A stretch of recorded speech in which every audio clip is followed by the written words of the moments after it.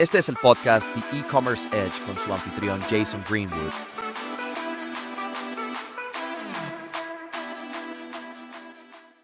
Hola a todos y bienvenidos a otro episodio del podcast The E-Commerce Edge conmigo, Jason Greenwood, su anfitrión. Es un placer para mí dar la bienvenida a nuestra próxima invitada increíble, la señorita Deepti Desai de Crystal. Bienvenida, Deepti. Hola Jason, gracias por invitarme. Es un placer para mí contar con tu presencia conmigo en este viaje de hoy. Y sabes, eres Crystal. Vamos a entrar en las profundidades de Crystal y qué es, cómo surgió, todo ese tipo de cosas. CEO, cofundador, he estado haciendo eso durante 4 años y medio. Pero antes de profundizar en ese tema, por favor, ayúdame a comprender mejor cómo llegaste a esta industria. Antes de convertirse en cofundador de Crystal, usted contaba con una amplia experiencia en gestión, desarrollo y estrategia de productos. Pero, ¿por qué no me cuentas qué fue lo que te atrajo a este maravilloso mundo de la tecnología, operaciones, producto, marketing y todo eso? Sí, claro. Te daré la versión corta. La versión corta es que en cuanto a cómo entré en la tecnología, originalmente me formé como ingeniero de hardware. Y mi primer trabajo después de la universidad fue en Silicon Valley. Así que esa fue la forma más obvia de quedar atrapado en el mundo de la tecnología. Elegí estudiar ingeniería eléctrica porque estaba en un programa especial de electrónica en la secundaria y siempre me encantó la física. Y así fue como empezó todo. Y luego, avanzando rápidamente hacia el lado del software y los datos, pasé una buena parte de mi carrera en la década de 2010 trabajando en una variedad de productos de datos diferentes. Y ese fue un periodo dorado después del lanzamiento del iPhone. En ese momento solo habían pasado un par de años. Y de manera similar, aparte de la revolución de la IA que está ocurriendo ahora, el Big Data, de lo que ya nadie habla hoy en día, pero en la década de 2010, el Big Data era un gran tema y algo muy importante. Así que realmente pude foguearme trabajando en una variedad de productos diferentes durante ese periodo, que es como realmente empezó todo. Y mira, tienes una trayectoria bastante seria y sólida en ingeniería.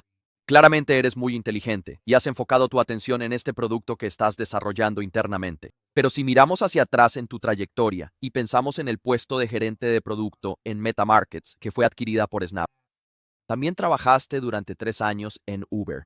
Cuando pensamos, supongo, en una de las grandes, sin duda una de las mejores empresas de productos jamás creadas, creo que Uber estaría entre las primeras junto con Airbnb y algunas otras en cuanto a llevar nuevos modelos de negocio al mercado. Cuando de repente tu marca entra en el léxico, la uberización de X, entonces, bueno, eso es genial.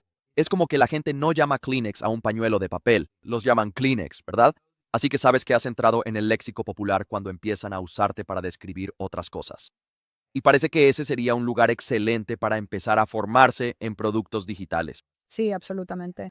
Y creo que Uber fue definitivamente una experiencia transformadora en mi carrera y creo que muchos de mis colegas de esa época en particular compartirían ese sentimiento. También es cierto que cuando llegué a Uber tenían un poco más de experiencia en la industria que quizás la persona promedio en la empresa. Y eso también fue un ejercicio muy interesante, desaprender ciertas cosas cuando operas a esa escala y a esa velocidad, pero al mismo tiempo desarrollar muchas habilidades nuevas. Y realmente creo que fue un verdadero campo de juegos para nosotros porque Uber tenía que resolver tantos problemas al mismo tiempo, ¿verdad? Ya sea en torno a los datos, obviamente que era la parte con la que yo estaba más involucrado, pero también en términos de la experiencia del consumidor, la seguridad, los pagos, una especie de nuevo modelo de precios. Había Seguridad, DevSecOps, todo ese tipo de cosas, ¿verdad? todo ese tipo de cosas, ¿verdad? Así que no faltaban problemas realmente interesantes y también muy importantes en los que trabajar. Y sí, definitivamente fue una experiencia muy transformadora en mi vida. Sí, y es interesante que si avanzamos hasta Crystal y la cofundación de Crystal hace ya más de 4 años y medio, ustedes son una plataforma EDI para Shopify y yo trabajo mucho en el espacio B2B, así que por supuesto sé lo que es EDI. Mucha gente no necesariamente sabe lo importante que es el EDI para el comercio B2B, punto, como habilitador y como una tecnología de middleware que realmente permite que muchos pedidos, transacciones y documentos fluyan entre empresas. No hay nada en tu trayectoria que al mirar hacia atrás me haga pensar, ella va a fundar una empresa que trabaja con EDI en el espacio de comercio electrónico B2B. De esa manera, no hay nada ahí que me haga creer que hay que conectar esos puntos de forma natural. Entonces, ¿cómo diablos decidiste? Está bien, genial, voy a empezar una empresa EDI. Sí, así que un par de cosas. Los patrones que vi fueron quizás un poco diferentes, ¿verdad? Las coincidencias que vi en cuanto al espacio del problema y mi experiencia fueron, una de ellas es que al final del día esto es realmente una plataforma de datos masiva que estamos construyendo en Crystal, ¿verdad? Y eso encaja perfectamente con todo lo que yo había conocido y hecho hasta ese momento. Así que definitivamente saca mucha de esa experiencia de mí y luego aprendo cosas nuevas. También es cierto que en el comercio Uber fue el producto y la plataforma más clásica que unía lo online y lo offline, ¿verdad? Bits y átomos.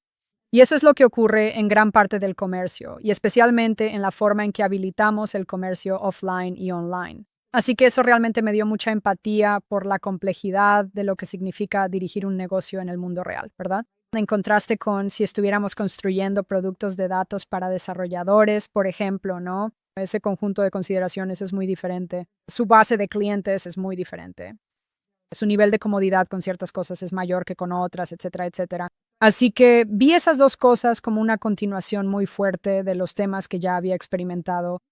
Y además, hubo algunas cosas nuevas con las que me encontré durante el COVID, cuando ayudé a crear una organización sin fines de lucro junto a varias personas, y ayudé a poner en marcha sus tiendas digitales para aliviar la escasez de EPP en Estados Unidos. Y con eso, obviamente, hubo cosas nuevas que aprendí, pero diría que la experiencia en construir plataformas de datos para tus productos y tener una profunda empatía por los operadores que conectan los mundos en línea y fuera de línea fueron temas y patrones muy fuertes que vi y sentí que podía aportar a esa experiencia. Sí, es muy interesante porque Eddie es una tecnología tan anticuada. Quizás primero para aquellos que no lo saben, yo sé lo que es porque trabajo con ello todos los días, pero hay posiblemente algunas personas en nuestra audiencia que no saben exactamente qué es Eddie, intercambio electrónico de datos, qué papel juega en la pila de comercio, por qué sigue siendo tan fundamental para que muchas empresas puedan operar con Eddie. Y en segundo lugar, al principio, la plataforma solo estaba disponible como una integración previa con Shopify. Desde entonces la has expandido para que puedas trabajar con Magento, Woo y algunos otros. Pero ciertamente, al principio intentabas claramente aprovechar el ecosistema de Shopify, que no es necesariamente conocido por el B2B. Ahora lo es más. Hay B2B en Shopify Plus, pero durante muchos años, si querías hacer B2B en Shopify, necesitabas un Spark Layer, necesitabas un Wholesale Gorilla, necesitabas complementos, aplicaciones, personalizaciones para hacer algo serio de B2B en Shopify. Y de nuevo, eso ha cambiado más recientemente. Pero cuando comenzaste, Crystal, no existía B2B en Shopify Plus. Los primitivos de datos básicos para B2B no existían en la plataforma. Ujú. Y la lista de precios no le importaba a la plataforma. No existían organizaciones ni jerarquías de cuentas de clientes ni nada de eso. Así que fuiste uno de los primeros en pensar, diría yo, en cómo podríamos hacer posible que se realizaran transacciones B2B serias en Shopify. Entonces, antes que nada, ¿cómo fue su proceso de toma de decisiones allí? Porque considerando que hay 30, 40 plataformas B2B dedicadas o enfocadas en B2B que no se llaman Shopify, Ujú. pero no empezaste ahí, empezaste con Shopify. Explícame esa decisión. Sí. Gran pregunta. Bueno, abordaré ese tema y luego volveré a tu primera pregunta sobre qué es Eddie y demás. Así que este es el caso clásico de que puedes conectar los puntos mirando hacia atrás, ¿verdad? Y en ese momento te haces muchas preguntas. Las respuestas no son muy claras. Así que déjame desglosarlo un poco. Lo que pasó fue que, como mencioné antes, justo en pleno COVID, yo ya había dejado Uber en ese momento. La empresa ya se había hecho pública. Yo estaba buscando mi próximo gran reto profesional. Realmente estaba listo para ello. Y tenía una intuición muy fuerte de que tal vez ese próximo gran reto en mi carrera iba a ser algo que yo mismo creara, ¿verdad? Pero al mismo tiempo estaba muy abierto a las opciones. No tenía ningún ego respecto a querer fundar una empresa ni nada por el estilo, a menos que encontrara un problema que no me dejara dormir por las noches. Y sentí que realmente me había topado con una injusticia que creía que estaba especialmente capacitado para ayudar a resolver, como suelen decir. Así que esos eran algunos criterios claros. Ahora, lo que sucedió fue que cuando estaba ayudando con esta organización sin fines de lucro y el COVID estaba muy presente, por esa época, esto fue en el otoño de 2020 más o menos, empecé a tener marcas que casualmente estaban en el ecosistema de Shopify y también habíamos configurado nuestra tienda digital para la organización sin fines de lucro en Shopify, así que tuve que conectarme con ese ecosistema. Y estas marcas acudían a mí porque sabían que yo tenía experiencia en datos, etcétera, y simplemente compartían el problema de la fragmentación de datos. Lo que empezó a suceder, esto fue antes de que existiera alguna empresa, es que simplemente comencé a experimentar y a hacer hipótesis sobre, en la década de 2010, Datadog fue uno de los grandes éxitos en el espacio de datos, ¿verdad? Y entonces, mientras observaba, pensé, oye, ¿por qué no existe un Datadog para el comercio? ¿Cómo sería si existiera un Datadog para el comercio? Y esa fue simplemente la hipótesis inicial, ¿verdad? Porque en este punto se trata de aportar esa experiencia en datos, pero también de aplicarla al mundo offline y online, al que realmente quería ayudar de alguna manera. Entonces, mientras ayudaba a todas estas marcas, empecé a trabajar con sus datos de retail, mayoristas y cosas por el estilo, y realmente comencé a pelar las capas de la cebolla, dándome cuenta de que dándome cuenta o simplemente desarrollando un punto de vista durante los siguientes 6 meses, ahora ya estábamos en 2021, de que, oye, tal vez estas plataformas que existen actualmente son incompatibles con hacia dónde va el mundo. Y para este momento ya estábamos en 2021. ¿Qué significa eso? Como que 2020 se sintió como algo muy importante, ¿verdad? Como que hemos entrado en esta década y en este año del que todos habíamos escuchado tanto y hubo muchas expectativas y por supuesto llegó el COVID. Pero también en el Zeitgeist hubo un cambio generacional completo, ¿cierto? Los millennials estaban entrando en puestos de toma de decisiones. La generación Z ciertamente ya había entrado en la fuerza laboral. Y esta es una o dos generaciones que observan los datos, las herramientas a su alrededor y sus experiencias como consumidores, y la desconexión no podría ser mayor, ¿verdad? Y sigue creciendo. Habían ocurrido otras cosas, ¿cierto? La economía de la API ya estaba muy presente. ChatGPT, etcétera, todavía estaba a unos 12 o 18 meses de distancia. Pero incluso solo con la economía de las API, el low code, pre no code, los millennials y la generación Z en la fuerza laboral, lo otro interesante, y quizás esto era lo más contrario a la opinión general, es que como yo estaba en el terreno con estas marcas analizando su negocio junto a ellos, simplemente viendo cómo tenían montado su negocio, las cosas, la visión que tenían para su empresa, ellos seguían diciéndome que cuando el mundo vuelva a abrir, no creemos que todo vaya a ser solo comercio electrónico todo el tiempo. Creemos que el mundo va a volverse omnicanal. Y quizá lo único que realmente hicimos ahí fue escuchar de verdad a las personas que estaban aún más en el terreno que yo. Porque en última instancia, algo como esto está al servicio de los demás, ¿verdad? Estamos construyendo la plataforma para ellos y es en su beneficio. Y también tienes que ser capaz de calibrar su intuición y su juicio. Y entonces, por otro lado, lo que estaba ocurriendo era que el ecosistema de Shopify estaba en auge. Habían construido, entre otras cosas, este brillante ecosistema de aplicaciones para desarrolladores que, verdad, permitió gran parte de su éxito y el éxito de los comerciantes y otros socios a su alrededor. Así que empecé y había un montón de artículos de inversores sobre, este es el próximo producto genial que podrías estar construyendo en el ecosistema de Shopify. Y aquí está esto. Y simplemente iba a la Shopify App Store y buscaba Eddie. Y porque ya estaba trabajando con datos Eddie en ese momento, ¿verdad? Y por el hecho de estar ayudando a estas marcas. Y no aparecía nada. Y luego miraba los datos que decían, oye, así es como se espera que crezca el mercado. Esto es lo que sea, el 70-80% del comercio, un comercio de varios billones de dólares, pasa por Eddie. Y yo estaba sentado ahí solo pensando, esto es 5, esto no tiene sentido, esto no cuadra. No estoy seguro de por qué, porque en ese momento no conocía a nadie en Shopify, ni en el mundo corporativo, ni nada por el estilo, pero empecé a sentir que algo no encajaba aquí. Pero al mismo tiempo también sentía que no podía ser la primera persona en notar esto, ¿verdad? Así que seguía diciéndome a mí mismo, te estás perdiendo de algo. Y la verdad es que me metí en este agujero de conejo durante casi un año. Para ese momento prácticamente ya había pasado todo 2021 mientras yo seguía ayudando a las marcas. Todavía estábamos probando la hipótesis de Datadog para comercio. Yo seguía preguntándome, ¿por qué no existe Eddie para Shopify? Ni siquiera se me ocurrió buscar a alguien allí para aprender más y simplemente intentaba guiarme por el material que había disponible en Internet. Y en algún momento realmente se trató de confiar en el trabajo que había hecho, en la intuición y en lo que los clientes me decían. Y tal vez aquí es donde mi experiencia en producto me dio el coraje para decir, quizás necesitas crear tú mismo el vacío que estás viendo. Y por supuesto al final terminamos tomando la decisión. De hecho, para ese momento ya habíamos levantado nuestra ronda semilla y, bueno, hay que reconocer a nuestros inversionistas principales, la sociedad, porque cuando les dije, oigan, no creo que la idea de ser el Datadog para el comercio tenga futuro desde una perspectiva comercial. Creo que estaríamos resolviendo un problema real, pero no veo que haya una oportunidad comercial ahí. Pero sí creo que si construimos un nuevo tipo de plataforma de comercio B2B, podría haber algo interesante aquí. Y luego fue más una cuestión de, entonces, ¿qué estás esperando si estás tan seguro? Hazlo. Y entonces empezó a correr con eso. Sí, y luego estuvimos en sigilo durante otro año más o menos, luego finalmente salimos del sigilo hace poco más de 2 años, y desde entonces hemos ido escalando el producto, el equipo y el negocio. ¡Wow! Una historia súper emocionante. Comer tu propia comida para perros que tú mismo has producido y ver cómo se hace la salchicha y por lo tanto puedes hacerla a escala.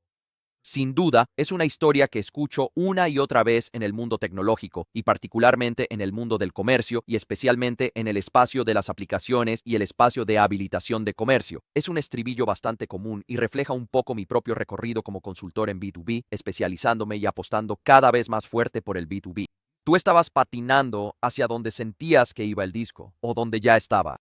Yo hice lo mismo cuando comencé mi propia consultoría independiente. Ya llevaba más de 20 años en la industria y pensé, bien, Después de trabajar dentro de marcas y dentro de agencias y de construir agencias durante años, fue como, bien, ¿qué quiero hacer ahora? Y fue como, sí, quiero ser independiente, pero no quiero ser solo un consultor genérico de comercio electrónico porque es un océano rojo. Todo el mundo y hasta su perro es consultor de B2C y D2C. Cada integrador de sistemas y hasta su perro es consultor de B2C y D2C.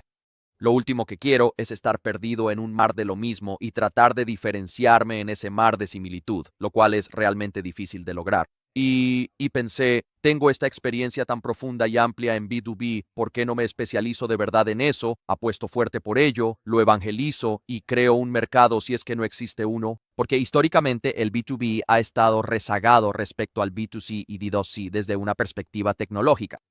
Ha estado atrasado entre 5 y 10 años desde que existe el comercio, ¿verdad? Esa es la realidad. Desde la perspectiva del modelo de negocio y la estrategia de salida al mercado, ha estado rezagado respecto al B2C y D2C, y especialmente desde la perspectiva de la transformación digital, el rezago frente al B2C y D2C ha sido enorme. Y era como, bueno, esto probablemente va a ser difícil al principio porque no creo que hayamos llegado aún al punto de inflexión total en el que el B2B adopte completamente la mentalidad digital y todavía había muchas personas de la vieja escuela dirigiendo todos estos grandes fabricantes y distribuidores, así que era como va a tener que haber cierta rotación en esta industria antes de que entren verdaderos nativos digitales que estén listos para impulsar un cambio en este sector. Pero creo que vi la escritura en la pared. Empecé a ver algunos brotes verdes en el espacio, tal como lo hiciste tú, y pensé, siento que esta industria tiene potencial, y si tengo que ser yo quien ayude a que suceda, entonces seré ese tipo. Y se sentía un océano muy azul. Los 2 primeros años fueron realmente duros. Sentía que era más un evangelista que un consultor, y luego sentí que la marea realmente empezó a cambiar de manera muy seria el año pasado. El mercado B2B comenzó a girar, y este año va a ser, por mucho, nuestro año más grande. Probablemente terminaremos generando cerca del doble de los ingresos que generamos en 2024 en 2025 debido a que se alcanzó ese punto de inflexión y siento que llegamos a esta industria en el momento justo, donde ese punto de inflexión realmente está empezando a suceder. Las empresas B2B realmente están comenzando a adoptar la religión digital. Lo están haciendo porque para ganar, típicamente en el mundo B2B, si eres un proveedor, son tus clientes más grandes los que quieren hacer EDI. Son tus clientes potenciales más importantes los que no quieren iniciar sesión manualmente en tu portal y hacer un pedido. Ellos quieren crear el pedido en su sistema de e-procurement o en su ERP y luego quieren enviarlo digitalmente a través de la red hasta ti sin que tenga que intervenir ninguna persona en el proceso. Y eso es algo que creo que representa una oportunidad desde la perspectiva de los canales. Ahora esto abre un canal de ventas completamente nuevo para algunas de estas empresas B2B que tal vez nunca habían explorado antes, que nunca pensaron que podrían abordar y siempre pensaron, bueno, eso es para los grandes del sector. Yo no puedo venderles a esos grandes porque no tengo una forma de comunicarme con ellos ni de compartir datos con ellos. Y con Crystal sí la tienen. Ahora bien, lo que para mí resulta súper interesante de esto es que, a pesar de todo lo que se habla en la industria sobre Agentic, a pesar de todo lo que se habla en la industria sobre Punch-Out y tecnologías más modernas que EDI, EDI sigue siendo enorme. Me gusta el... Estuve haciendo una investigación para un cliente recientemente y me quedé asombrado por el gran volumen de EDI, como los billones de dólares en negocios B2B que se hacen cada año exclusivamente a través de canales EDI. Y yo digo, vaya, vale, esto es alucinante. Ujú. ¿Y asumirías automáticamente que el EDI habría desaparecido hace mucho tiempo? Porque es como una tecnología de 50 años de antigüedad que uno hubiera pensado que ya habría muerto. Pero en todo caso, se ha vuelto más arraigado a medida que la gente quiere automatizar sus negocios. Sí, sí, sí, exactamente. Y entonces aquí hay algunas cosas que, así que en tu punto tuve que convencerme y realmente entender cómo veía el futuro del EDI. Así que EDI, para aquellos que, si no lo han escuchado antes, significa intercambio electrónico de datos y es... Así que hay algunas cosas que de hecho me encantaría aprovechar esta oportunidad para desmentir algunos mitos, si se quiere. El primer mito a desmentir es que en realidad EDI no es una tecnología y tal vez ese sea el único mito que realmente debería ser desmentido hoy, si hay alguno. EDI no es una tecnología en absoluto, eso es lo que llegué a comprender. Y luego empecé a pensar, ¿qué significa eso y cómo se lo explico a otras personas? Y hay dos analogías que, dependiendo de la audiencia, he usado y que a la gente suele gustarle y con las que se identifica. Así que usaré la primera, que es que en realidad EDI es como el inglés. ¿Qué significa eso? En realidad es un idioma, ¿verdad? ¿Y qué ha hecho el idioma inglés? Hoy en día ha sido ampliamente adoptado, ha tenido efectos de red debido a sus orígenes históricos y demás. Estandariza la comunicación empresarial, así que incluso si juntas a 5 personas de, no sé, Australia, Canadá, Texas, Boston, Sudáfrica o de donde sea, y las pones a todas en una sala, puede que usen palabras diferentes para decir lo mismo, pero al mismo tiempo todos se entienden porque existe este filtro implícito en cada una de nuestras mentes, que es, oye, si sabemos que esta persona es de tal país o de tal estado, tienden a usar esta palabra, ¿verdad? Que significa X. ¿Qué estamos haciendo realmente en ese momento? Estamos aplicando un filtro de normalización en nuestras mentes sobre el propio idioma inglés, ¿verdad? Lo cual nos ayuda a comunicarnos entre nosotros. Contrasta eso con si tuvieras a 5 personas en una sala sin ninguna tecnología real y cada una hablara su propio idioma. Reinaría el caos y no se lograría nada, ¿verdad? Simplemente no habría manera de avanzar o de hacer que las cosas progresen. Y eso en realidad es la función del EDI, que realmente es un lenguaje. La otra analogía hacia la que algunas personas tienden es que el EDI es para nosotros un poco como SMTP y POP3 en el mundo del correo electrónico, ¿verdad? Ahora es un protocolo y esos protocolos han existido durante mucho tiempo, durante varias décadas a estas alturas. Pero cuando miras una aplicación de correo electrónico personal, por ejemplo, Yahoo Mail, y lo comparas con Gmail, es una diferencia abismal, ¿verdad? Recuerdo que Yahoo Mail el spam solía apoderarse de la bandeja de entrada. No había suficiente espacio de almacenamiento, así que tenías que borrar 5 correos si querías que llegara el siguiente lote de mensajes, ¿verdad? Y no sabías qué te estaba esperando, así que no sabías cuántos correos borrar o lo que fuera. Entonces llega Gmail e inmediatamente resuelve todos esos problemas, ¿verdad? Entonces, ¿qué hicieron ellos? Siguen utilizando los mismos protocolos, pero realmente construyeron una capa de aplicación muy sólida encima, ¿verdad? Así que presumiblemente tenían mejores algoritmos para detectar el spam. Abrieron espacio y por lo tanto, presumiblemente fueron creativos e inteligentes sobre cómo hacer espacio, por así decirlo, para todo este contenido, imágenes, archivos y así sucesivamente. Pero lo que también hicieron fue construir un ecosistema y una plataforma alrededor de Gmail, ¿verdad? Por ejemplo, si usamos G Suite en el trabajo, podemos conectarlo con nuestro HubSpot, ¿verdad? Y trabajar de esa manera, conectarlo con nuestro CRM, por ejemplo, eso abre la interoperabilidad, permite la automatización. Puedes realizar el trabajo en tu lugar principal. Esas son las cosas que permiten, lo cual está completamente alejado del protocolo subyacente o en realidad de lo que Superhuman está haciendo, ¿verdad? Que es Sí, como al mismo tiempo. Entonces, otorgando superpoderes al correo electrónico. sí. Y eso es mucho como lo que vimos en Crystal, es que el EDI es realmente un medio para un fin. Te ayuda a entender, ¿verdad? De lo contrario, cuáles son las alternativas. Incluso, y la gente, por cierto, a menudo confunde que API está reemplazando a EDI. Y de nuevo, es muy complementario, ¿verdad? Al igual que hoy en Crystal, EDI, API e IA coexisten en armonía por la sencilla razón de que cada uno tiene su propio lugar y uno no necesariamente reemplaza al otro, uno potencia al otro. Así que nuestro trabajo como constructores, creadores, llevando este producto al mercado, escalándolo, es entender cuándo usar cada cosa, en qué orden, cuánto y cuán poco, y esas cuestiones. Esa es la parte artística y científica de todo esto para nosotros. Así que esa es realmente la razón por la que Eddie sigue teniendo tanta fuerza, como mencionaste, porque es como el idioma inglés que simplemente tiene, porque sirve para estandarizar las cosas, realmente ayuda en la adopción y por lo tanto en los efectos de red, ¿verdad? Y es muy complementario a las API y demás. Y me gusta tu analogía de compararlo con lenguajes que todos podemos entender, incluso si hay diferencias sutiles y matices entre ellos. Y viví en Nueva Zelanda durante casi 30 años, y ciertamente te llamarían la atención si confundieras a un australiano con un neozelandés y viceversa. Cuando un estadounidense o un canadiense escucha el acento neozelandés o australiano, la mayoría de las veces piensa que son muy parecidos, aunque los locales dirían que no se parecen en nada, ¿verdad? Ellos dirían que el acento neozelandés y el australiano son tan diferentes como el australiano y el estadounidense, o el neozelandés y el estadounidense. Mientras que yo, que crecí en Estados Unidos, viví casi 30 años en Nueva Zelanda y viajé mucho entre Nueva Zelanda y Australia, además de tener familia en Australia, diría que como alguien externo son más parecidos que diferentes, ¿verdad? Pero así no es como ellos lo ven. Y por eso es bastante interesante, y creo que otra conclusión de esto es el hecho de que Eddie tampoco es solo un idioma. No es simplemente como el idioma inglés. Existen 20 idiomas principales de Eddie en todo el mundo, y poder contar con un traductor entre esos idiomas también es importante. No solo se trata de captar las sutilezas entre un idioma que es en gran parte similar, sino que algunos de esos idiomas son tan diferentes como, todavía se llaman Eddie, pero pueden ser tan diferentes como el mandarín y el inglés. Sí, Y aún así tienen que conectarse y comunicarse entre sí. Así que todavía necesitas una capa de traducción entre ellos, una capa de traducción digital entre esos dos, para que finalmente hablen el mismo idioma en ambos extremos. Y creo que eso también es muy importante.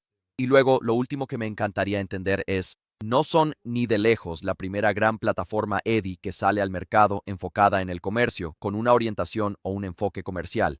Probablemente haya unas 50 grandes plataformas Eddie, desde SPS hasta True, y hay un montón de ellas. Y aunque tal vez no se podía encontrar en la tienda de aplicaciones de Shopify un plugin Eddie o una aplicación para ese ecosistema, ciertamente ya existían tecnologías que tenían aplicaciones privadas para Shopify o algún tipo de conector API para Shopify o algo similar en sus plataformas. Entonces, ¿qué tenía de particular este espacio para que dijeras, esto necesita un cambio urgente? Y creo que soy la persona indicada para hacerlo porque hay otras tecnologías que facilitan estas transacciones Eddie, pero aquí hay una brecha que reconozco de manera única y creo que esto tiene potencial. sí, muy, muy buena pregunta. Volviendo a, fue el momento en el que nos encontrábamos, ¿verdad? Que era de nuevo en los primeros días del COVID. Pero para ese momento yo también tenía casi una década de experiencia construyendo muchas plataformas de datos y había visto el cambio allí, ¿verdad?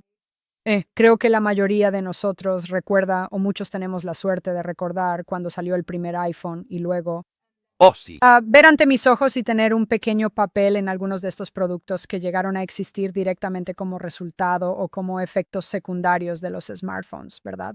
Porque lo que empezó a suceder entonces es que de repente tenías todo este volumen de datos que el mundo nunca antes había visto, ¿verdad? Entonces, ¿qué significaba eso? Todas las bases de datos tuvieron que ser reinventadas, así que surgieron muchas nuevas comerciales de código abierto, aplica. No escuela y demás surgieron. Exactamente. Cierto. Las capas de aplicación también se reinventaron. Muchos tuvimos que capacitarnos y mejorar nuestras habilidades con la revolución de los datos, de la misma forma en que ahora lo hacemos en la era de la IA. Así que ver algunos de esos patrones y también ver esta economía de las API, donde no podías asumir hasta hace no mucho que cada empresa que podía o debía tener una API realmente la tuviera, ¿verdad? Pasar de eso en un lapso de menos de 10 años, donde existía un. Antes solía decirse que había una aplicación para eso. Pronto se convirtió en que había una API para eso. Sí, y pronto habrá una IA para eso. Exactamente. Y entonces ver mucho de ese tipo de cambio. Pero de nuevo, al sumarle esto, especialmente con el cambio demográfico, creo que eso fue sumamente convincente porque era muy evidente que esta generación era impaciente, ¿verdad? Crecieron acostumbrados a la gratificación instantánea y quieren todo de inmediato. Y cuando estas mismas personas lleguen al mundo laboral, no van a estar conformes con implementaciones que tomen meses o años, ni con los costos asociados. Y adivina qué, debido al cambio en la tecnología, había toda una nueva manera de ofrecer esas experiencias sin someterlos a esos largos plazos ni a experiencias costosas. Así que fue simplemente ser un poco, supongo, observador y ver cómo estas cosas empezaban a cruzarse y luego pensar que tal vez el momento es justo ahora porque podrías tener un cambio generacional, pero tal vez el cambio tecnológico no lo respalde o viceversa, ¿verdad? Pero sentí que en este momento ambas cosas estaban cambiando y que en última instancia hay un poco de realmente no lo sabes, ¿verdad? Tienes que lanzarte. Eso es fundamental para ser emprendedor. Realmente no hay certeza y realmente no hay garantía, pero lo único que puedes intentar hacer es tener una hipótesis sólida, informada por investigación y otras señales, y en última instancia un poco de intuición, y luego estar dispuesto a emprender ese camino difícil para ver si la hipótesis tiene mérito, ¿verdad? Y así es realmente como empezó todo. Y tengo la sensación, y no lo dijiste exactamente así, pero estoy leyendo entre líneas, de que de la misma manera en que Shopify revolucionó por completo la industria del comercio electrónico minorista desde la perspectiva de la plataforma, en gran parte por su facilidad de uso. Casi cualquiera. No tienes que ser un genio técnico para crear un sitio web en Shopify. Hay tutoriales en línea. En aproximadamente 3 horas, casi cualquier persona puede tener una tienda Shopify en funcionamiento, cargar algunos productos, activar los pagos y comenzar a distribuir ese enlace en sus redes sociales y comenzar a vender cosas. Fue ese nivel de facilidad de uso para fundadores de empresas sin conocimientos técnicos lo que los hizo enormemente populares. Fue simplemente la gran accesibilidad de la plataforma y su costo hiper bajo. Cuando combinas esas dos cosas juntas, y cuando nos quitaron el dolor de los pagos, creo que la gente no necesariamente le da suficiente crédito a Shopify por quitarme, porque recuerdo que hace 25 años entré al comercio electrónico, obtuviste tu cuenta comercial a través de tu maldito banco comercial. Ahí es donde obtuviste tu cuenta comercial. Luego había que descubrir cómo integrarlo en el sitio web de comercio electrónico, y casi siempre era una integración personalizada de no había ninguna raya.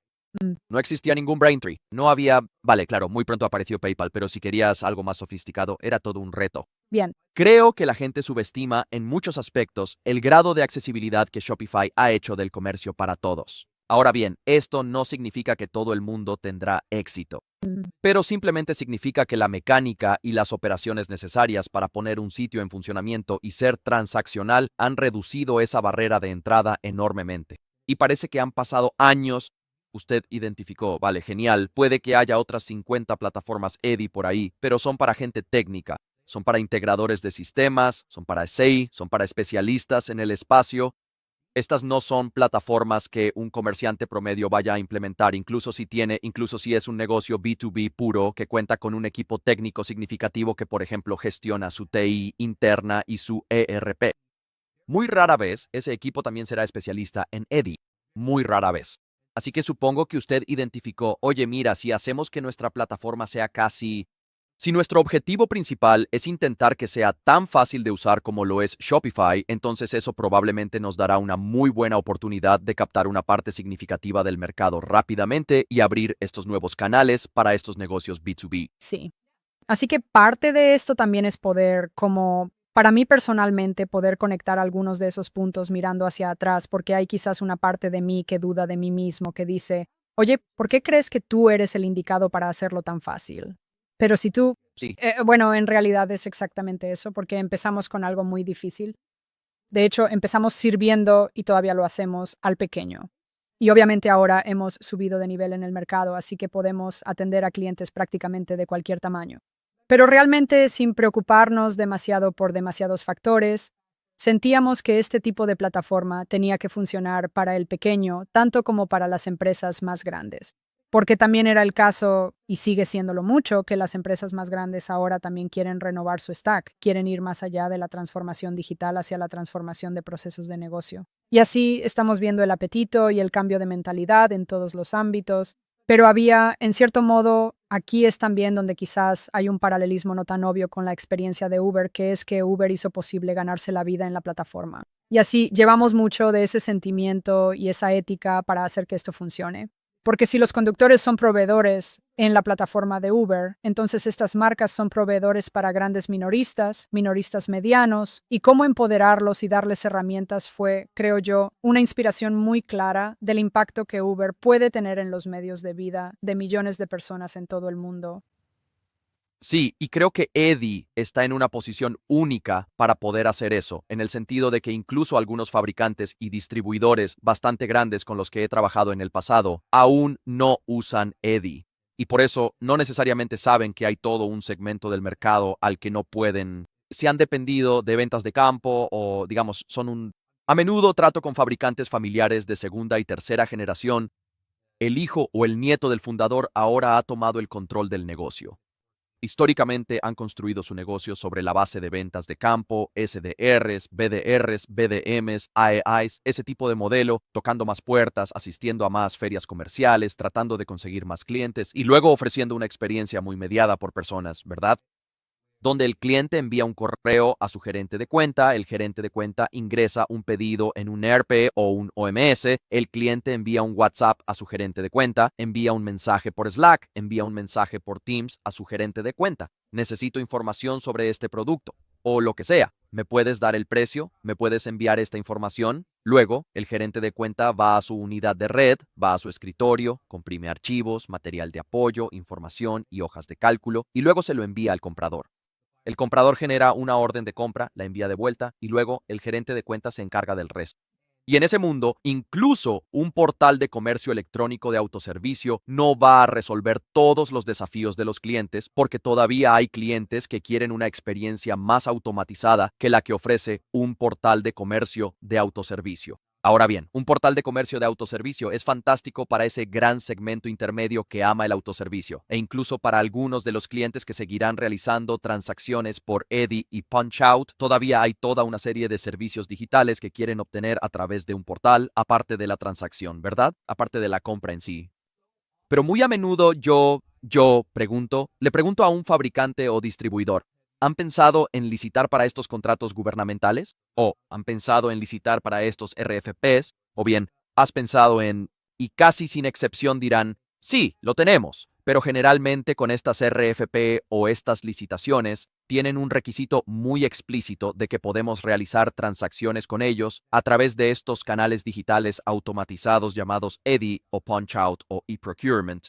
Ujú. Pero no tenemos esa capacidad como empresa, así que no buscamos ese negocio. Vamos tras el resto de los negocios, pero no tras ese. Sí. Y cuando les cuentas y les explicas lo relativamente fácil que es implementar esos canales o dar servicio a esos canales como parte del viaje de transformación digital, especialmente si vas a implementar un nuevo catálogo digital, un sistema de comercio digital, caray, es obvio que hay que empezar a pensar en EDI y Punchout al mismo tiempo, porque ahora tienes un catálogo digital que puedes mostrar, ¿verdad?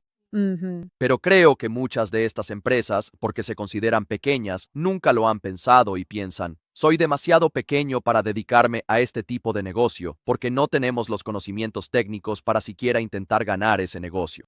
Y creo que lo que intentas hacer, y lo que yo intento hacer, es decir, casi no importa tu tamaño, si quieres convertirte en un proveedor de clase empresarial, tienes que poder atender a los clientes de esta manera, de lo contrario seguirás siendo del mismo tamaño. Oh, Tienes que ser capaz de ir tras oportunidades más grandes y eso es lo que haces posible. bien dicho, pero eso es exactamente. Todavía tenemos prospectos que nos contactan diciendo, somos muy pequeños, no sabemos si trabajarían con nosotros. Y nosotros decimos, por supuesto que sí, no queremos que sigan siendo pequeños y todos los demás quisieran eso, lo cual está totalmente bien, pero exactamente. Muy bien dicho. Es verdaderamente emocionante sentir que eres un facilitador clave de canales completamente nuevos y de rutas totalmente innovadoras al mercado para las empresas, porque en el mundo B2C y D2C simplemente no tenemos eso. Sí, existe el omnicanal en B2C y D2C, y eso normalmente toma la forma de tiendas físicas, compras en redes sociales, tiendas de TikTok, obviamente tiendas de comercio electrónico en línea, Amazon, mercados de eBay, etc. Pero tenemos una oportunidad única en el mundo B2B de sumar todos esos mismos canales, pero también tener EDI, Punchout y canal de eProcurement. Y eso es algo muy emocionante. Es, Cuando estas empresas B2B se preguntan, ¿qué palancas puedo realmente utilizar mañana desde una perspectiva de crecimiento? ujú, Porque todos están probando o todos están tratando de expandir los canales, todos están tratando de expandir el mercado que... Y es interesante porque Amazon recientemente, estoy seguro de que han tenido que lidiar con esto. Hace apenas un par de meses, Amazon tuvo su gran purga 1P, ¿de acuerdo? Y tuve varios clientes que quedaron atrapados en la purga de 1P, ¿verdad? Y algunos de ellos perdieron el 25% de su negocio de la noche a la mañana. Ahora algunos de ellos ya estaban vendiendo 3P también, así que no fue tan malo para ellos. Algunos de ellos agregaron inmediatamente el canal 3P a través de Amazon, lo que mitigó algunos de sus desafíos. pero algunos de ellos resultaron tan gravemente heridos por esa purga que inmediatamente salieron corriendo a buscar nuevos canales para vender. Ujú. Y en algunos casos, esos canales eran oportunidades importantes, pero nunca los habían considerado siquiera. Sabían que esos canales existían, pero nunca habían considerado seriamente vender a través de ellos por el requisito de Eddie, ¿verdad? Y esta es una realidad, y he usado este ejemplo antes en el podcast. Uno de estos clientes quería vender a través de Zoro y Zoro les envió un documento PDF enorme de más de 20 páginas que decía, genial, les permitiremos vender a través de nosotros, pero así es como se integrarán con nosotros, y si no pueden integrarse de esta manera, no podrán vender a través de nosotros. Sí. Así que prepara tus cosas digitales y vuelve a visitarnos cuando estés listo para cumplir con esta especificación de venta a través de nuestros canales. Sí. Y esta es una conversación que estas empresas tienen todos los días y se sienten desmoralizadas cuando reciben un documento de especificaciones que ni siquiera pueden entender. No pueden, es como un idioma extranjero para ellos. Ujú. Y supongo que eso es lo que provoca muchas de esas discusiones iniciales entre usted y sus clientes. Eso es correcto. Sí. Y eso es lo que somos, eso es lo que estamos aquí para compartir con ellos y apoyarlos, ¿verdad? Nosotros estudiamos este lenguaje y hacemos todo ese trabajo pesado por ustedes precisamente para que no tengan que hacerlo y para que puedan enfocarse en llevar al mercado los mejores productos que los entusiasman y que son su propósito. Así que dejen mucho de este trabajo pesado en nuestras manos y eso se convierte en nuestra especialidad, en nuestro propósito y misión, ¿verdad? Hacer posible eso. ¿Y cuál es su principal estrategia de salida al mercado? Ustedes realizan todas las implementaciones de su propio software, es decir, son un negocio de producto y también de servicios gestionados y profesionales, ¿o realmente lo ideal para ustedes sería enfocarse al 100% en el producto y que los SI, socios y los integradores de sistemas trabajen con ustedes para implementar su software en nombre del comerciante? ¿Cuál es su modelo típico de implementación con estos comerciantes? ¿Cómo suele ser? Sí. Nuestro modelo de implementación hoy en día, especialmente cuando observamos a cualquier proveedor, realmente de cualquier tamaño, en el fondo lo que buscan es conectividad con los minoristas. En este momento pueden ser mayoristas, pueden ser dropshipping, etcétera, y normalmente también buscan conectividad o integraciones para escalar sus operaciones y finanzas, ¿cierto? Así que ERPs, WMS y cosas por el estilo. En Crystal hemos innovado en ambos frentes, es decir, prácticamente hemos construido una red digital de dos partes, ¿verdad? Por un lado están los minoristas con los que integramos a los proveedores. Por otro lado, ayudamos a escalar su negocio mediante la conectividad con sistemas importantes. Sus sistemas operativos. Sí. Y en el medio también está nuestro esquema unificado propietario, ¿verdad? Porque en la línea de normalizar el idioma inglés, ya que todos estos minoristas hablan lenguajes o dialectos similares pero diferentes dependiendo de cómo se mire, hemos construido esto, que también es una parte fundamental de nuestra propiedad intelectual. Y eso nos ayuda a conectar de alguna manera a Crystal con el mundo externo, por así decirlo, de estos otros sistemas. Y en ambas partes de la red digital hoy en día nosotros mismos realizamos la implementación. Dicho esto, también creemos en la herramienta adecuada para el trabajo adecuado, los modelos correctos para el cliente correcto, ¿verdad? Así que definitivamente creemos en eso y por eso estamos ansiosos por ver cómo se desarrollan algunos de estos modelos. Y especialmente con la inteligencia artificial, ya que algunas de estas empresas están siendo potencialmente interrumpidas o están reinventando su propio modelo de entrega, su propio modelo de negocio, etcétera. Creo que definitivamente será interesante ver cómo evoluciona nuestro modelo de entrega a medida que esta parte del mundo está cambiando muy rápido y ante nuestros ojos. Sí, no hay duda de ello. ¿Y cuál es porque cuando pienso en Eddie y específicamente en plataformas de middleware como la tuya, te considero una plataforma iPaaS específica para Eddie? Eso es lo que pienso de ti, así es como te veo. Y puede que esté un poco equivocado, pero creo que es más correcto que incorrecto pensarlo así porque eres una plataforma de integración como servicio, pero te especializas en el lenguaje Eddie. Y entonces, en lugar de poder conectar tu CRM con tu plataforma de comercio electrónico o tu ERP con tu plataforma de comercio electrónico, es decir, no, estamos conectando compradores y vendedores a través de este middleware, ¿verdad? Así que puedes casi pensar en ti como una versión Eddie de Rhythm o de algún otro software de gestión de canales que existe, pero es tan especializado y tan único que requiere un nivel de especialización que muchas plataformas iPaaS dicen que hacen Eddie, pero cuando miras bajo el capó, realmente no hacen Eddie. En realidad, solo son un sistema de intercambio de documentos digitales que, en realidad, es solo una infraestructura que no tiene ninguna lógica de negocio en el middleware relacionada con Eddie. Mientras que tú sí tienes esa lógica de negocio, tienes que tener esa lógica de negocio en tu sistema para poder facilitar ese intercambio de datos entre dialectos dispares, como mencionaste. Creo que me encanta eso, supongo que me encanta esa analogía de los dialectos es realmente apropiada, creo, para Eddie. Pero cuando ustedes entran y hacen la integración con estos sistemas, ¿acaso, especialmente si no tienen ya un conector a nivel API listo para usar, normalmente dirían entonces, miren, usemos un servidor SFTP o usemos algún tipo de tecnología intermediaria donde podamos extraer los documentos, almacenarlos en una ubicación central, tal vez un bucket de S3 o algo así? Recogemos el documento, lo traducimos, hacemos lo que tengamos que hacer y luego lo dejamos donde el comprador o el vendedor quiera que lo dejemos y nos desentendemos del asunto? ¿O se consideran ustedes una parte tan crítica del ecosistema que dicen, no, queremos estar conectados directamente, por ejemplo, con el ERP del lado del vendedor y queremos estar conectados directamente con el ERP o el sistema de compras, lo que sea, del lado del comprador? Sí, gran pregunta. Estamos cerca de la segunda opción. Entiendo. Lo que significa estar muy profundamente integrados, incrustados con el RP o el sistema correcto del lado del minorista o del lado izquierdo, en este ejemplo, en el lado del comprador, pero también con el ERP, etcétera, del lado del vendedor. Y de hecho, nos vemos a nosotros mismos y creo que realmente estamos diseñados para ser una plataforma, ¿verdad? Así que es completamente comprensible que se nos pueda ver como middleware, pero en realidad somos una plataforma. Y hoy en día es emocionante ver que otras empresas, ERPs, WMS y otras compañías de análisis, etcétera, están construyendo sobre Crystal, ¿verdad?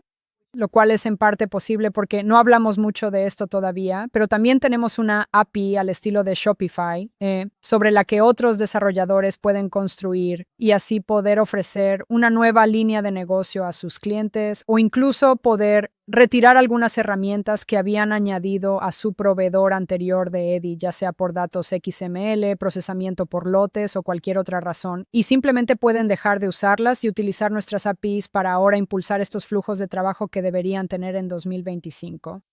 Así que, en realidad, hemos evolucionado rápidamente para convertirnos en una especie de plataforma y por eso nos estamos convirtiendo en una capa de misión crítica, ¿verdad?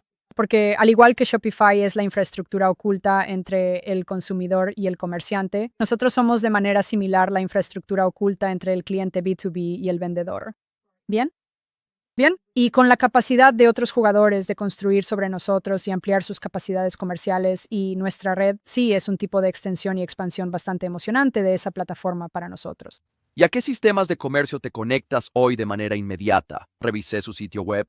Yo quizás solo soy un idiota. No pude encontrar una lista de búsqueda de integraciones listas para usar. Ujú. No estoy muy seguro de por qué. Yo creo que eso sería algo importante. Puedo ver una lista de logotipos desplazándose por la pantalla y puedo determinar cuáles son la mayoría de esos logotipos. Pero, ¿es algo en lo que estás trabajando? ¿Es una lista realmente clara y delineada que se pueda buscar de las integraciones listas para usar que tienes? Sí, sí, definitivamente es una petición que surge muy a menudo. Creo que tenemos un par de perspectivas al respecto, ¿verdad? Y es que es muy tentador para las empresas o cuando se busca una solución, mirar un logotipo o un nombre en una lista y asumir que funciona. Pero lo que hemos encontrado en nuestra experiencia, especialmente cuando se trata de integraciones con WMS y ERP, es que había mucho marketing pero poca sustancia. Y voy a aclarar a qué me refiero o a profundizar en lo que quiero decir con eso. Y nosotros estábamos, y como resultado de eso, cuando los clientes iban y se registraban con esa otra empresa y demás, terminaban decepcionados. Y nosotros fuimos muy intencionales en prometer menos y entregar más. Así que lo que realmente analizamos, especialmente desde la perspectiva de integraciones de sistemas, es el alcance de la integración, ¿verdad? Aquí están todos los NRPs con los que nos integramos y luego está la profundidad de la integración. Lo que realmente nos importa es priorizar los ERPs que nuestro grupo de clientes utiliza intensamente y luego asegurarnos de tener la mejor integración de su clase, lo que significa que los flujos de trabajo son muy profundos. Cada empresa, 100 empresas podrían estar usando el mismo ERP, pero todas lo configuran de manera diferente, lo que significa que su lógica de negocio es bastante distinta. Así que nosotros así que preferiríamos mucho más tener ese como por ejemplo, actualmente soportamos múltiples ERPs, pero preferiríamos mucho más soportar solo un ERP e ir realmente a fondo y hacer que realmente funcione para estos clientes en lugar de dejarnos tentar por tener una lista más larga, pero que cuando realmente empiecen a usarlo simplemente no tenga la profundidad que podría tener una paridad de mercado, porque tal vez los otros proveedores que publican la lista tampoco tienen la... Puede que ellos no tengan esa profundidad, pero nosotros fuimos muy intencionados en querer tener esa profundidad, tanto como la amplitud. Y así que en ese sentido tomamos un enfoque de profundidad primero en lugar de amplitud primero. Y sí, y también, para bien o para mal, sí nos promocionamos de manera algo discreta en comparación con las capacidades de nuestro producto y cosas así. Pero quizá esa también sea la razón por la que vemos una adopción y retención de clientes tan fuerte, así como el boca a boca y cosas por el estilo. Pero tal vez eso debería cambiar y es un buen recordatorio. Así que, porque definitivamente, No te preocupes. sin duda nos promocionamos de menos. Creo que ser honesto y transparente sobre el nivel de profundidad al que esperas poder llegar con estas integraciones, pero aquí está nuestra lista actual, aunque la estamos ampliando cada mes, creo que mientras seas honesto y mientras no digas que tienes una integración que en realidad no tienes, creo que esa es una forma justa de proceder. Y creo que es justo que el mercado espere un nivel honesto de transparencia respecto al grado de integración que tienes. Pero ¿cuál es hoy tu mayor mercado objetivo en términos de comerciantes? ¿Apuntan a Estados Unidos, Norteamérica, Europa, Reino Unido o a todo el mundo occidental de habla inglesa? ¿Cuál es? ¿Dónde pones hoy tu bandera y dices, si realmente logramos conquistar este mercado, entonces podremos dispararnos? Sí, sí. El mercado occidental de habla inglesa representa hoy en día una buena parte de nuestra base de clientes y ese es realmente nuestro enfoque. Y de nuevo, eso es porque queremos profundizar mucho, ¿verdad? Y eso ya nos permite tener mucha diversidad en la base de clientes, porque tenemos clientes cuyos negocios facturaban $500,000 cuando llegaron a nosotros, hasta clientes que tienen $1,000,000,000 en ventas, ¿verdad? Y todos los que están en medio forman parte de nuestro grupo de clientes hoy en día. Y luego, dentro de ese grupo demográfico, también vemos una buena coincidencia en los sistemas que se utilizan y cosas por el estilo. Ahora, para ser claros, todavía hay mucha diversidad en los sistemas, especialmente en el lado de ERP y WMS, sin duda. Aún así, eso nos permite acotar un poco más el problema, Sí. que hacer nuestra parte para ser los mejores en esa categoría para ese segmento de clientes. ¿Y cómo ganan dinero ustedes? No veo nada sobre precios o cómo cobran. ¿Es una tarifa de suscripción fija por mes más una cantidad de conexiones de endpoints o el número de documentos que pasan por su sistema o una combinación de las tres? ¿Cómo le cobran al mercado? Sí, nosotros. Así que en el contexto de la red de comercio B2B, la conectividad es realmente nuestro enfoque y la verdadera razón por la que los clientes acuden a nosotros.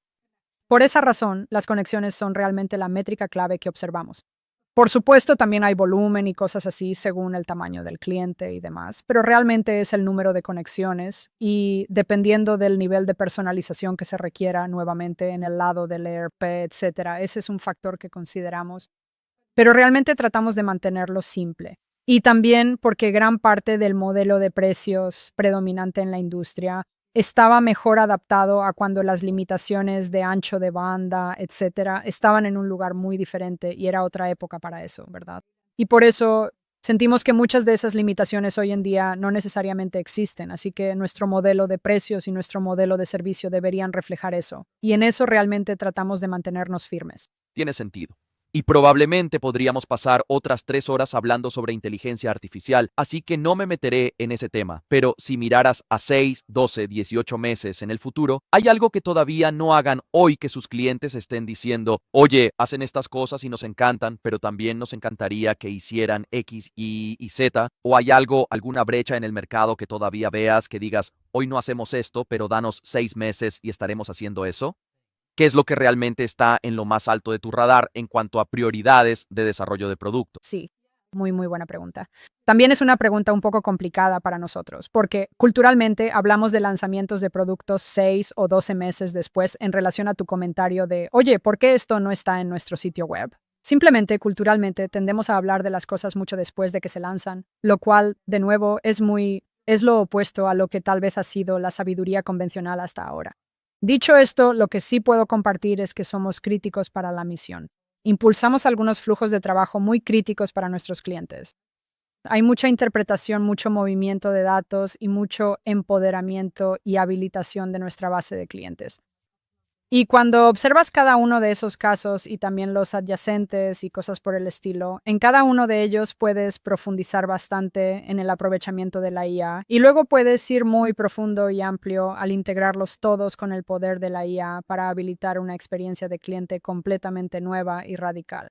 Y respecto a tu punto anterior sobre que a los clientes sí les importa la facilidad de uso, es algo muy interesante porque hay una parte del mundo que dice facilidad de uso, pero eso no resulta muy convincente. Y al mismo tiempo, para personas como ustedes que han visto muchos de estos patrones y han presenciado mucha disrupción en la industria una y otra vez a lo largo de los años y décadas, reconocen al instante que la facilidad de uso no es sencilla o más personas lo habrían logrado, ¿cierto? Sí. Y por eso, obviamente creemos que la facilidad de uso y cumplir con esa promesa es en realidad algo difícil, pero que vale la pena resolver tanto para el cliente como para el negocio. Así que en los próximos 12 meses vamos a ver una evolución de la plataforma y el producto Crystal en cada una de esas dimensiones, algunos ejemplos que compartí, pero también en todas esas áreas. Sí, no puedo esperar a ver con qué vamos a salir ahí. ¿Y qué tan lejos crees que estamos de que yo pueda subir ese importante documento al que me referí de Zoro, el documento de especificación EDI, a Crystal y que Crystal simplemente lo configure de manera automática y eficiente? Sí, yo diría que básicamente ya estamos ahí. La única diferencia es que hemos descubierto que la gente prefiere que lo hagamos por ellos, y esa es la única diferencia. Porque al igual que hay otras funciones que preferimos subcontratar como empresa y no tener que hacerlas internamente, es un poco lo mismo que hacemos para otros. Así que en realidad estamos muy cerca de, si no es que ya estamos ahí, creo que todos conocemos el tema de las alucinaciones y la necesidad de lo determinista frente a lo probabilístico, especialmente porque cuando miras el impacto a futuro de qué pasa si esto sale mal, puede resultar en devoluciones de cargos, puede resultar en problemas muy serios con los clientes. Y por eso por lo tanto, la confiabilidad se convierte en un factor muy importante para nosotros. Pero dicho esto, creo que el 60 o 70% de esto ya está casi aquí. Y luego está la otra parte, que es la lógica de negocio, ¿verdad? Hay una capa de traducción que es una parte, pero luego está la lógica de negocio profunda y compleja que varía no solo según el minorista, sino también según el modelo de reposición que estés considerando para ese minorista, ¿cierto? La parte de la lógica de negocio es también donde se vuelve nuevamente más un arte que una ciencia en cuanto a cómo integras eso en tu producto y en la aplicación SaaS, pero también en la API y hacia abajo. Así que diría que no estamos muy lejos, sino es que ya estamos casi ahí. Sí, tienes un papel potencialmente emocionante incluso en el lado de la planificación de la demanda y la previsión, y hay muchas cosas muy interesantes que creo que puedes aportar a la plataforma, pero probablemente se trate más de a qué dices que no, que de a qué dices que sí, ¿verdad? Esa siempre es la parte difícil, siempre es complicado determinar a qué le dices que no, ¿verdad? No puede ser todo para todos, ¿para qué intentarlo? Profundicemos en lugar de abarcar demasiado, como dijiste. Así que es muy emocionante. La hora se ha pasado volando. De verdad he disfrutado mucho nuestra conversación. Se nota que eres una persona muy despierta. Se nota que realmente sabes lo que haces. Admiro mucho lo duro que has trabajado para construir lo que has logrado. Sé lo difícil que es eso y es realmente impresionante. Siento que todo lo relacionado con el ecosistema de Shopify, veo tu nombre y el de tu equipo por todas partes, así que por eso quería invitarte al podcast. Pero si la gente quiere contactarte, dejaré el enlace a tu perfil de LinkedIn en las notas del episodio, así como el enlace a tu sitio web. Pero aparte de eso, ¿cómo prefieres que la gente te contacte y hable contigo sobre todo lo relacionado con Eddie para comercio? Como me contactaste, Jason, por mensajes directos en LinkedIn, creo que esa es una excelente manera, como descubro últimamente, de obtener respuesta, porque la gestión de mi bandeja de entrada no es mi fuerte. Así que los mensajes directos de LinkedIn están totalmente bien. Me encanta. Me encanta. Ahora que estamos llegando al final de nuestro tiempo juntos, este es el momento en el que puedo cambiar los papeles. Te paso el micrófono, te dejo hacerme una pregunta, la que quieras. Puede ser personal o profesional. Así que, Deepti Desai de Crystal, ¿cuál es tu pregunta para mí hoy? ¿Qué esperas para la segunda mitad de este año? Mira, ha sido un año muy movido. Acabo de regresar de un viaje de negocios combinado con placer de un mes por Europa con mi esposa. Hablamos en ARX e hicimos muchas cosas mientras estábamos en Europa, pero también pudimos hacer algo de turismo, lo cual me encanta. Me encanta combinar negocios y placer de esa manera. Pero regresé a una bandeja de entrada llena de personas que querían asociarse con nosotros como consultoría. Y ha sido realmente emocionante. De hecho, es raro. Tuvimos más consultas en el primer mes de 2025 que en el cuarto trimestre de 2024. Así que definitivamente siento que el B2B ha dado un giro. Definitivamente, la tecnología de habilitación de ventas con IA se está convirtiendo en un tema de conversación muy importante para que podamos encontrarnos con los clientes donde están sin obligarlos a cambiar su comportamiento para adoptar nuestras tecnologías de comercio digital. Ese se está volviendo un punto de discusión muy emocionante, ya que las empresas B2B realmente están empezando a entender el valor que esto les aporta a ellos y a sus clientes. Plataformas como Motivate, creo que realmente estamos incorporando tecnología de punta en ese sentido, pero hay muchas plataformas de comercio B2B que están integrando ese tipo de tecnología de forma nativa en la plataforma para la automatización de fuerzas de ventas. No Salesforce la plataforma, sino Salesforce como automatización de procesos. Y eso es muy bueno y me gusta porque en lugar de tener que hacer un montón de planificación de adopción por adelantado y tener que hacer mucha investigación de clientes para asegurarse de obtener un retorno de la inversión de estas inversiones comerciales que hace, no. ¿Qué tal si simplemente no exigimos a nuestros clientes cambiar su comportamiento para obtener el valor de nuestras inversiones en comercio digital? Ujú. Y eso es súper emocionante para mí. Y creo que esto ha sido posible en gran medida gracias a la IA multimodal y realmente solo ha sido posible en los últimos 6 a 12 meses gracias a la IA multimodal. Y eso, para mí, es uno de los avances más emocionantes. Olvídate de la agencia, eso ya viene. Sí, vendrá. Sí, los Jaggers, los Coops y los Arribas del mundo incorporarán la compra agente en sus plataformas, lo que significa que sus plataformas de venta agente tienen que estar preparadas para recibir consultas agente. Lo entiendo. Pero para una transformación digital inmediata, creo que la IA multimodal ha permitido eso a tal escala que ahora hay una enorme cantidad de procesos empresariales tradicionales y heredados de humano a humano que pueden automatizarse sin sacrificar la experiencia del cliente en el proceso, y eso me entusiasma muchísimo. Muy genial. Y felicidades por todo el éxito. Estoy seguro de que vendrán cosas aún más increíbles. Gracias por venir al podcast. Realmente aprecio que compartas desde tu profundo pozo de sabiduría. Te deseo todo el éxito con Crystal y no puedo esperar para volver a hablar contigo pronto. Muchas gracias. Muchas gracias. ¿Eres un comerciante de e-commerce B2B o D2C? Entonces visita greenwoodconsulting.net para saber cómo podemos ayudarte a escalar tu negocio.